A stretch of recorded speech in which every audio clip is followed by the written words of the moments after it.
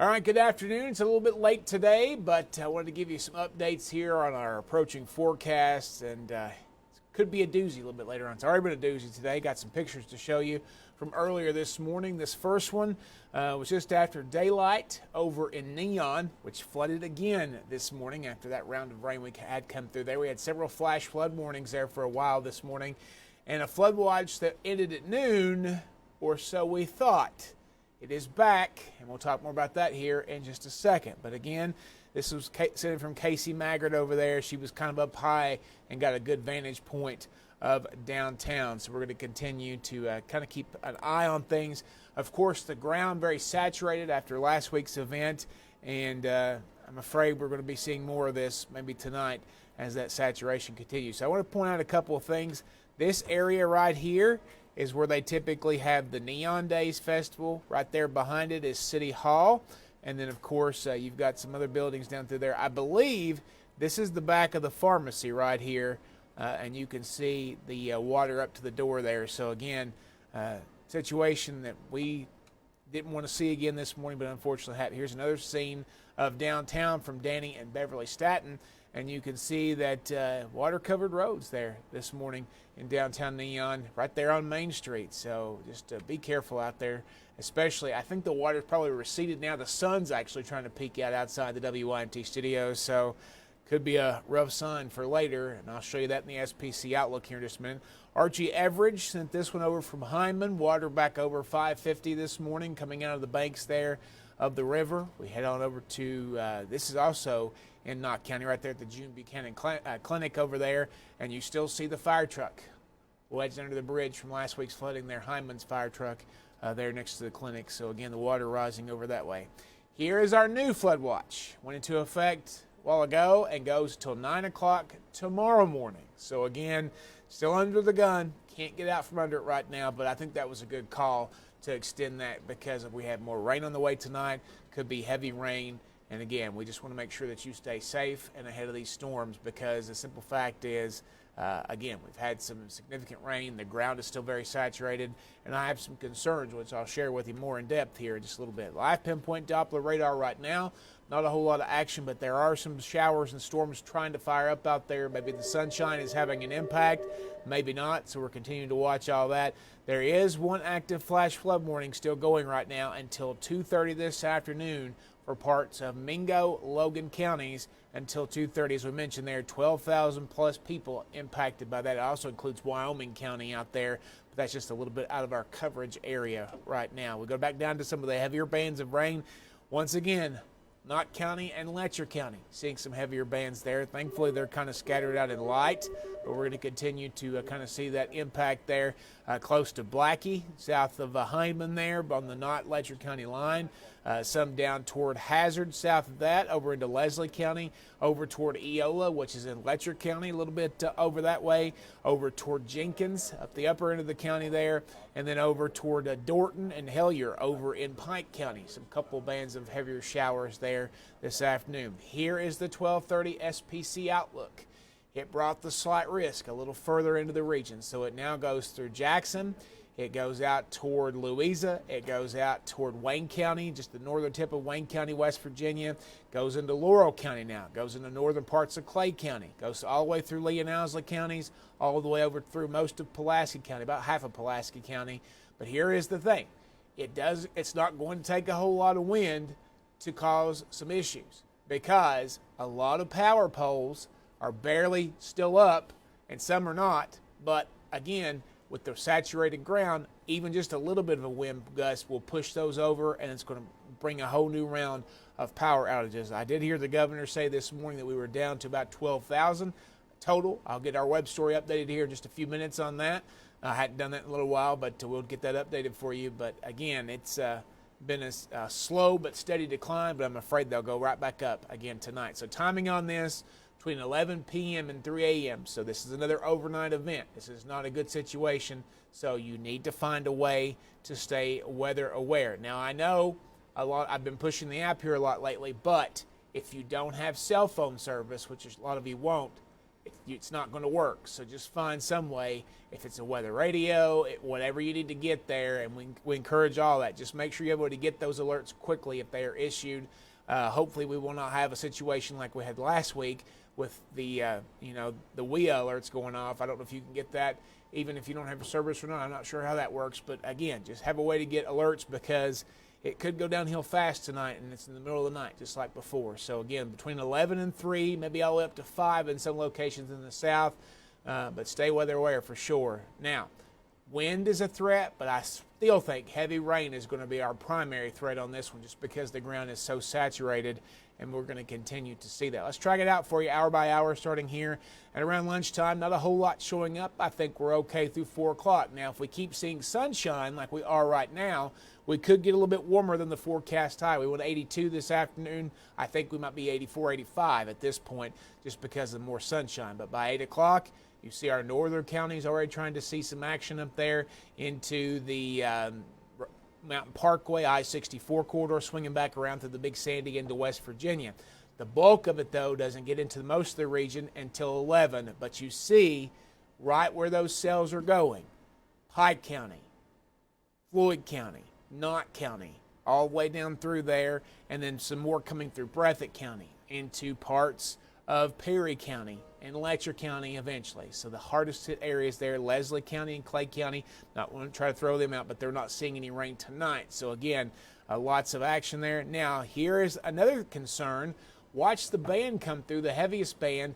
Whitley County got it pretty bad yesterday as well. Not as bad as some of the other places that we've been talking about, but they had some flooding yesterday, and then that band is going to dive through there and eventually into parts of the Cumberland River and the Kentucky River valleys, and hopefully by 5 o'clock it's mostly gone. But we're keeping an eye on the entire region tonight, so we will keep you posted on that. But here's tomorrow afternoon, a couple of scattered chances near the Kentucky-Tennessee border, but for the most part, I think by tomorrow afternoon going into tomorrow evening, we'll slowly start to dry out, and then we're going to heat up. Weather Prediction Center has us under a slight risk, 2 out of 4, of excessive rainfall today and tonight. So again, not moderate like it has been in the past few days, but kind of an enhanced, and not the enhanced as in the wording, but an enhanced risk of some higher totals. And again, it will not take much with the ground already being saturated. I would say we had less than maybe 2 inches this morning. Probably well less than that, actually. It just came down in a pretty good clip for a little while and sat over a certain area, and then neon flooded again. So again, that's the situation we're going to be dealing with tonight as well. Now, soapbox time. Hope you're ready for this. This is a picture that was sent in by our morning producer's sister this morning. He drove into the floodwater. How many times have I told you not to do this? I don't know how many other ways I can say it. I've preached, I've begged, I've pleaded. I don't know what else that I can say to stop people from doing this. Now, thankfully, the water was kind of just sitting there, and he was able to get out and is safe. Thank God for that. But if this had been fast-moving water and he got swept away, not only was he going to put himself in danger and anybody else in the car in danger, he was going to put first responders in danger who had to try to come out there and get him. There is no excuse you can give me, none, why you can't turn around and go back the way you came. There's no excuse. So, once again, do not underestimate the power of water. Turn around, don't drown. Simple as that. 6 inches of fast-moving water. This is 6 inches, roughly. All right, 6 inches. That can knock you down if it's fast-moving, an adult. Can you imagine if you're a child? Take even less than that. 12 inches, which is basically halfway up on your tire. Get my hand back in the shot here. 12 inches, which is about a foot of water, halfway up on your tire. If it's fast-moving, it's going to sweep your car away. Because guess what? When your tires leave the pavement, then you're floating. Then you've got the crew, I've got a jacked up truck. I'll be fine. I'm sitting real high up off the water. Well, guess what? Doesn't matter how high your truck's jacked up off the ground if your tires are not touching the pavement. So again, if your tires are not touching the pavement, no matter what size your vehicle is, you're going to float away. Turn around, don't drown. It's not worth it. Moving on. All right. So this is what we wrapped up the month of July with at the National Weather Service office at Jackson for rain. I showed this morning on the air, and we posted on social media. Almost 15 inches of rain for the month of July at the National Weather Service office at Jackson. We normally average about 5. So almost 10 inches above average. And most of that coming in the last few days. I remember one report last week said 8 inches on the Mesonet, which was probably close to 10 at the Weather Service office. So remember, it could have been 4.86 inches before last week. Okay? That puts us at almost a foot surplus for the year. 12 inches. A little less than 12 inches. 32.79 is where we should be. 43.93 is where we are. Okay? So that is a soggy year. It's been a soggy month. It's been a soggy year. And this may go down eventually. We still got a few months to go, but it may go down as one of the wettest years in National Weather Service history. The other night, on Wednesday, we broke the single-day record for July at the Weather Service, 4.11 inches. That was a single most amount of rain they'd had in one day in July history at the Weather Service office. Now, they've been open since '85, but again, just going to show you that the possibility is on the table for, again, some heavy rain. So, get that weather app. Please, if you don't have cell phone service, then it's not going to work. I'm going to go ahead and I'm going to be plain as day about that. You have to have cell phone service, and I know a lot of folks are still out. I heard that Appalachian Wireless is 100% capacity again, or 100% operational this morning in the governor's news conference in Letcher County. But that's not the same in every county.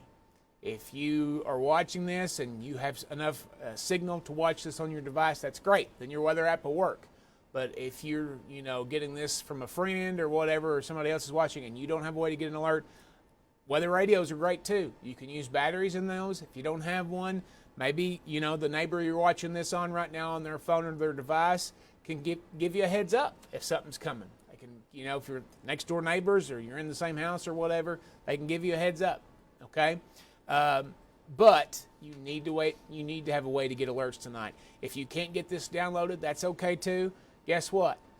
Keep an eye on your creeks and streams. If you see they're starting to rise quickly, if you can get out, that is the best advice I can give you. Just looking, just keeping an eye out could save your life. Okay? So very, very important tonight especially. Planner for today, not too bad. Again, we were expecting to see a few more clouds, but I don't think we're going to make that. So we could get to 84, 85 areas that, see some more sunshine. We forecast basically, because our official reporting station is the Weather Service office, so we're trying to forecast for Jackson. You might be a little cooler in your location or a little bit warmer, but we try to get the forecast on the head there for the Weather Service, and right now we're forecasting 82. 7-day forecast for the weekend's always in view. I think we start to go more scattered tomorrow. A fairly dry day, but hot as we head into midweek there. 90 on Wednesday. Thursday, about 89. So, again, a lot of people dealing with a loss of homes and trying to find shelters and ways to beat the heat. I know the governor said this morning that we're trying to get some cooling stations set up across the region and trying to bring in some more travel trailers. Hopefully those will have air conditioning as well, but it's just going to take time. But if you can find a place to beat the heat, just make sure you stay hydrated. That's the most important thing. Make sure if you're going to be outside for a while, like if you're trying to work on cleanup, sunscreen is your friend. Reapply often. Take frequent breaks in the shade. Lightweight, light-colored clothing if you've got it. I know a lot of people don't have it right now because they come out of the flood with just the clothes on their backs, and that might not have been lightweight, light-colored clothing. So, again, just do what you can to try to stay cool, all right? Then we're watching another system toward the end of the week, Thursday, Friday time frame, where we could see some more showers and storms. It was looking dry late last week. It's trending a little bit wetter this week, but as we head into the weekend, I do think we start to dry out again, maybe just some stray chances, but the heat goes right back up. So we're going to have to kind of continue to watch that as we head through time. So what I'm going to do now is I'm going to bounce back over because I know you'll have questions about your specific areas, and I'm going to put the SPC Outlook back up, and I'm going to go over to Facebook and answer some of your questions, okay? All right, so let's scroll through here. Scrolling through. I don't see a whole lot right now. A lot of folks watching from different states. Susan's watching from Oklahoma. Susan, thanks for tuning in. Appreciate all the nice comments you all are leaving about, concern and dedication. And folks, we do this for you. We do this to keep you safe. We care about you. I mean, that's the simple. That's what it comes down to. Is we care about you and keeping you safe, and that's why we do what we do all hours in the day of the night. Chester asks, is an isolated tornado possible tonight? Chester, I can't ever completely rule that out, especially in the slight counties, but I think where it's nighttime, we'll have less energy to work with, so I would say I think wind would be more of our primary concern than an isolated tornado. Let's see here. What will the heat index and dew points be on Wednesday? Well, I do think the heat index could be, probably mid-90s, and dew points will probably be in the 70s. Okay, so I'm going to address this. I know Steve Hensley made a post about this, and there's a comment in here. Is the Carr Creek Dam in danger of breaking? No. Neither is the Elkhorn Creek Dam up at Jenkins. I think that's what it's called, because that's been floating around like wildfire on social media. Neither one of those is true. I don't know who started that rumor, but I can stand here confidently telling you that is not true. The Buckhorn Dam is not in danger of bursting or cracking or anything like that. Every dam in our region is secure, at least what we've been told. We've not been basically, we have no other knowledge of that besides that. Okay? So just clear that rumor out, get that out of the air. We don't need it. Okay. Gail Napier, I don't know exactly where she's at, but she said her doors are open to you if you need food, AC, or shelter. Gail, we really appreciate that. And a lot of shelters open right now, a lot of places doing food in different counties. So you can go to our website and find that list on WYMT.com. And you can also see if you've got TV. I know a lot of folks don't have cable right now. They're scrolling on the bottom of your screen. So that's a good place. Actually, I think they're scrolling right here on the bottom of this Facebook Live. So there you go. So you can see them right there too. All right. Some folks watching from Virgie. Appreciate you all tuning in. I know you got hit hard over in Pike County, in that area.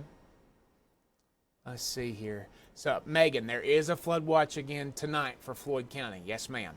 Till 9 a.m. tomorrow morning. Let's see here today. Randy's asking about river flooding. I don't think we'll see a whole lot of river flooding this time around unless, again, just the saturation of the ground just feeding that back into the river, and it might cause the river to go up a little bit. They're all below flood stage at this point. Let me rephrase that. They're all below major flood stage at this point. But again, those could go back up a little bit as we go into the nighttime hours. Is Bell County getting a lot of rain tonight? Possibly, because again, those cells could kind of combine over that area. We'll have to kind of keep an eye on that. John says they had flooding again at Abbott over there in Floyd County, Abbott Creek. Yes, sir. Unfortunately, you got some pretty good rain again this morning. Let's see. Look and see what else we got here. Oh, here we go. Edna asked a pretty good question, and this is one that I'm not really sure that I could answer, but I'll try. How much rain rate are they giving to fall in an hour's time? Now, I don't think it'll be like it was last week when we were having 1.5 to 2 inches per hour or better falling at one time. I do think in a heavier band you could get 1/2 inch to 1 inch per hour of rain rates, and that is not enough for flash flood emergency criteria. I know a lot of folks are still gun shy and very nervous after last week's events, and they came so fast. Trust me, I understand that. Let's see here. Okay, Dan asked a good question that I don't know the exact answer to, but I know that some information I can give you. He asked, is FEMA in the area yet? We think so. We haven't. None of our reporters have seen them, but we do know that the president declared a disaster for several counties in eastern Kentucky, a federal disaster, and 5 counties as of now. I can't remember those right off the top of my head. It's Perry, Clay, Leslie, Letcher. No, not Leslie. Perry, Clay. Melissa, help me out here. Perry. I know Letcher and not. Perry. What's the other 2? No, Pike and Floyd's coming. Evan's looking it up right now. I lost them. But yeah, Pike and Floyd are coming. That's what the governor said this morning in his news conference. He sent the letter today. Breathitt is the other one. Breathitt, Perry. Okay. Breathitt, Clay, Perry, Knott, and Letcher. Individual assistants. But I don't know if they're in the area just yet. And then Rain just asked the question that I was just addressing. Why isn't Floyd and Pike declared a disaster yet? I think they're in the disaster overall, but they're not in the individual assistance. Yeah, Pike and Floyd should be in the federal disaster declaration, but they're not in the individual assistance one yet. So that's probably coming. It's one of those things like the governor talked about today. Until you can finish your assessment of the damage, to the county officials can finish their assessments and then send it off to FEMA. That's the process why it's taking some time for other counties. And there might even be more counties added besides Pike and Floyd if they can meet that criteria to get to the threshold. Okay. Now, a lot of folks are asking about how much rain. Now, models are not real reliable with this system as for rainfall rate or rainfall totals. I do believe, though, a general 1 to 2 inches is a pretty good bet region-wide. Okay, if you get caught in a heavier band, all bets are off on that one. Okay. Chester, are dry days coming in a few weeks? Boy, we hope so, Chester. Absolutely, we do. Let's see here. Keep scrolling right fast. I think I've addressed most of these. Okay, I think we've got them all. So Evan is back. He's literally sitting right in front of me. I know a lot of you asked if he left. There he is. He's waving at you. But again, he's back. He'll be back on tonight. So you'll be able to see him this evening. And I tell you, I'll give you one more shout out because we've done this several days. That man right there was critical to getting all those social media reports out the night of the flood, because he was logged in remotely. He was cranking on vacation. He was doing it all. So we can't say thank you enough to him. Okay. All right. Well, we appreciate you. He'll be back on at 4, 4:30, 5:30, and 6, and back on Facebook a little bit later tonight with the latest updates. Take care. Talk to you soon.